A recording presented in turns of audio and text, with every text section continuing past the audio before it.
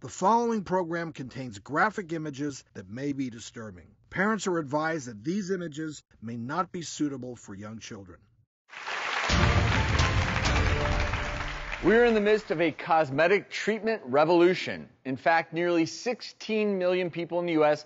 got a minimally invasive cosmetic procedure performed in 2018. But how far would you go for a smoother face or plumper lips? Our investigative producer Leslie Marcus reports on how people are taking matters and needles into their own hands. The internet is rife with online tutorials where you can learn just about anything. But here's a new trend. People are DIYing their own invasive cosmetic procedures, and they're using doctors' training videos to find out the techniques. People are going to foreign websites that will ship everything you need to do these procedures in the comfort of your own home, including centrifuges to spin your own blood and do blood facials, Botox, fillers, lasers. They're non-FDA approved, and they could actually be counterfeit.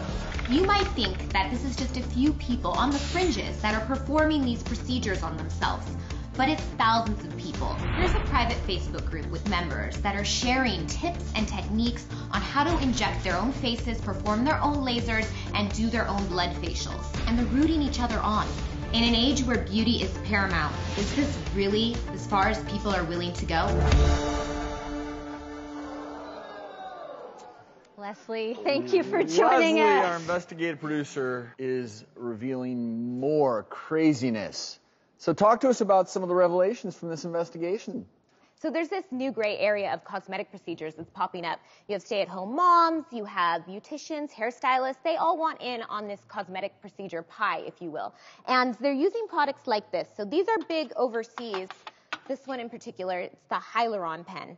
And so the pool is that it is a non-injectable filler device that basically uses high pressure to shoot hyaluronic acid into various areas of the face. And basically they make it sound super easy. But you say that, Dr. Batra, this isn't without risk. Correct. And so just because this particular device is supposedly needle-less, that's how they're getting around this gray area.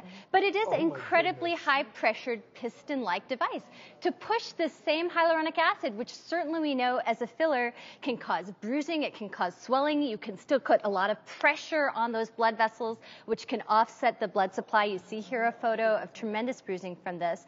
This certainly is not without risk. And just for anyone to be able to buy it, you bought this online. It was delivered in 2 days. 2 days.